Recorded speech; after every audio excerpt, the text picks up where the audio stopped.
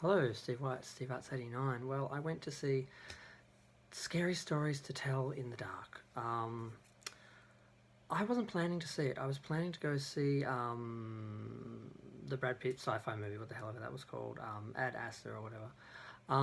But it went a bit long, and I was under the impression that my trains weren't going to be running tonight, so I was not wanting to struggle with like rushing to catch the last one. So I noticed this was on. It was a horror. I'd seen some previews. It looked interesting, and I thought I'm going to get out half an hour earlier. So I just saw it. So I didn't know anything about it. It was based on a set of three books by Alvin Schwartz, and the art was by Stephen Gamel, which apparently is quite notorious to kids, the illustrations. I didn't read the books. There's comparisons to Goosebumps, and I didn't read the Goosebumps books. I didn't see the Goosebumps TV series. I didn't see the Goosebumps movies, so I have no idea if they've totally ripped it off or if they're swapping between franchises and using different elements or not. But I liked it. I didn't realize it was a PG-13 film, and I didn't sort of realize it was aimed more at teenagers and kids. But I was okay with it. It was fun. It was. I've been a little bit tired of horror movies that are just all incredibly disturbing gore and no scare, no story, no character, just torture porn and extreme gore. It gets a bit much. I'm a bit of an 80s horror movie person where they actually had characters and you had some fun, and you got to be scared and it wasn't totally traumatic. I mean, Texas Chainsaw Massacre and some of those ones were, but a lot of them weren't. So I kind of enjoyed it. The film is based, well, it starts on Halloween night, so it's 1968, Halloween night, and I kind of wanted to check this historically, but while they're running around after Halloween doing their adventures, there's Nixon being elected in the background on the TV screens everywhere, which I think is incredibly timely now that he was impeached and Trump is looking like he's going to be impeached. So that was kind of interesting to see because you kind of know how that ends. So it was nice to also have it based in that time period because I don't know. Today kind of sucks. I'm not really enjoying the contemporary horror films lately much. They're too art house. They're too pseudo intellectual. They're too woke, and it's just really strange. It's like we can't just have a fun horror movie where someone runs around killing people or chasing people. Or there's monsters or something. It has to be some overt political, patriarchal, social thing. It can't just be a monster chasing someone. And like this was fun.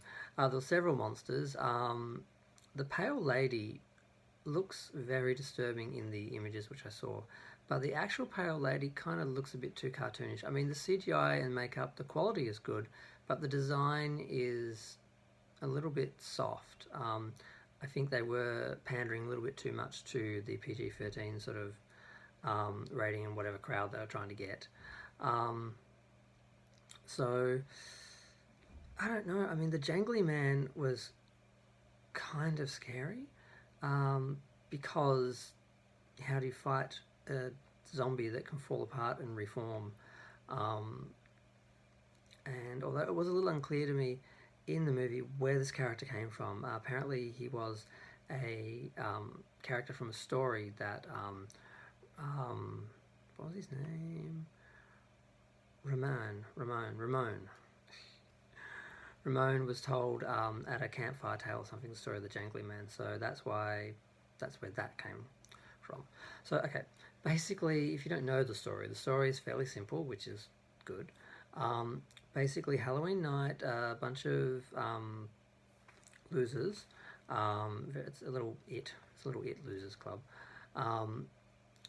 Get in a bit of trouble because they take on a bully, which I just was watching thinking like, what the fuck are these kids thinking? You don't, you defend yourself from a bully, but you don't go out and antagonize them. So of course they have to run after they throw a burning paper bag of I'm not sure what into the driver's seat, into the lap of this guy, and he crashes his car into a fence, which of course, you know, hurts his baby, so he's not very happy about that. So he goes after them, and they go to a drive-in where, of course, they're showing Night of the Living Dead, which was just great. I've never been to a drive-in myself, so I always love seeing drive-ins in movies.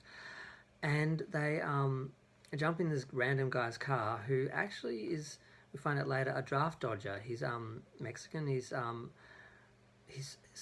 brother came back dead, so he was running and he's living in his car basically. And the sheriff has seen him and sort of said, we don't need drifters around here. So not quite sure what his story is, but he's got one, and that's it.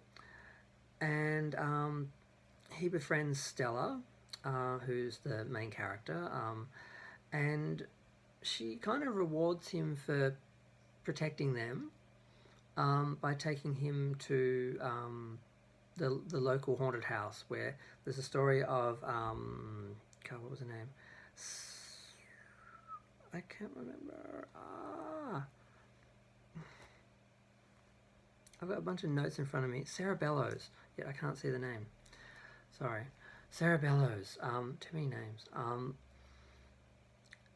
Who was a girl who was deformed in some way, and her family kept her hidden in the house until she killed herself. And supposedly her ghost, or when she was still alive, used to tell children ghost stories through the wall of the house. No one ever saw her, but they could hear her. And they go in and they find a secret door and a secret room, and they find that they did in fact keep her in the house. And Stella finds a book, which is the book that Sarah Bellows wrote, and it's written in blood, and she takes it out of the house, and the book was used basically to kill the people in the house. So whatever story she wrote happened to the people, and when she takes the story book out of the house, it sort of starts to write stories again, and it starts to kill her, because there's three characters. There's Stella, Augie and Chuck, who are friends, and then Ramon is the drifter. Tommy is the bully, and Tommy the bully gets it in the first story, which is Harold, which is about a scarecrow. So it sort of comes to life, attacks him, and then he becomes a scarecrow and disappears. The Big Toe was the second story, which was just weird. It's about this zombie ghost that's looking for its toe, which is in the stew that is in the fridge of Augie's house for some reason. So he disappears. I don't want to totally spoil every element if you still end up watching the film. I can't imagine many people reading spoiler reviews, watching spoiler reviews before they actually go to see the movies, but some people do. I don't know how many there are online, so I'm not going to go too crazy. The Red Spot is the next story, and that's the one that I think stood out the most in the previews. Now, it's the girl with the spiders in her face, because she gets bitten by a spider in the house, because spider webs, and it's an old haunted house. And the last one, no, it's two more stories. Sorry, Me Tai Do, Tai Walker, Doty Walker. I do not know how to pronounce that title.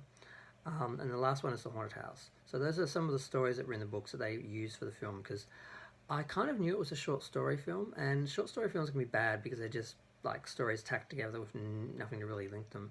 But this is structured really well, where there is a main story and the stories are just part of the story. So you get the separate stories, and you also get a whole movie with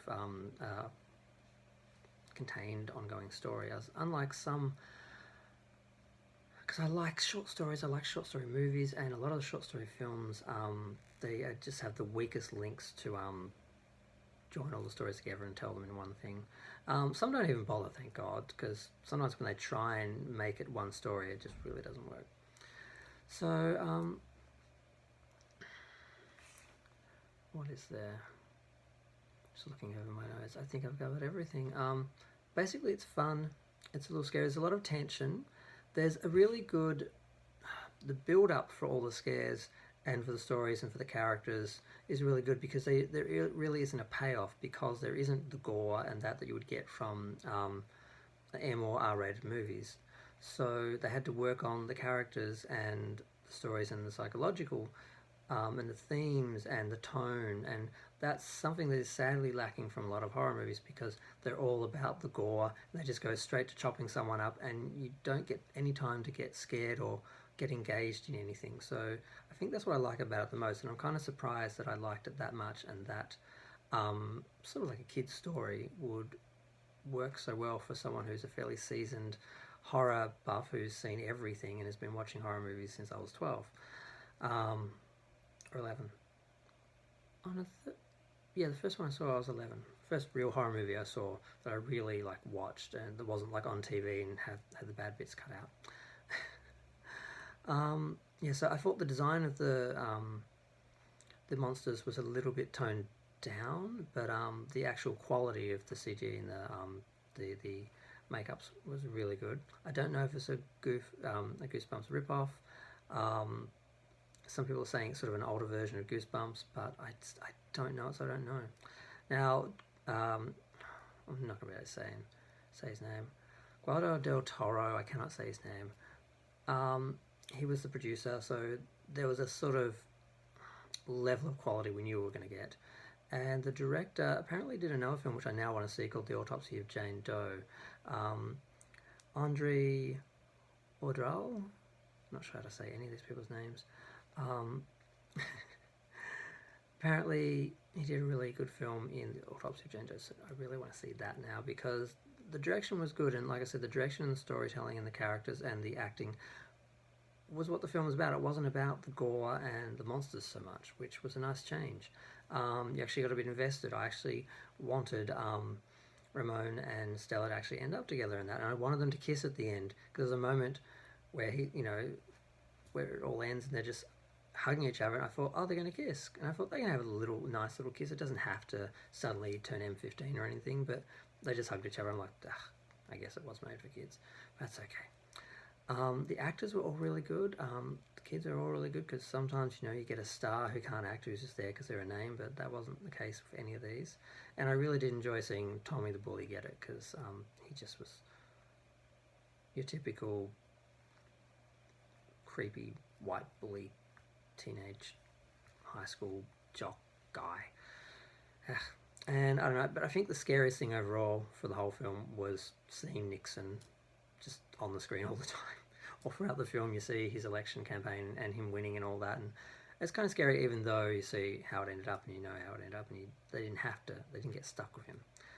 But I'm going to leave it there. Some people are suggesting it might be a good gateway horror for teens, but I think it stands up as a horror movie. It doesn't have to be all about gore and adult themes. It can just be fun and scary and have good tone and good character.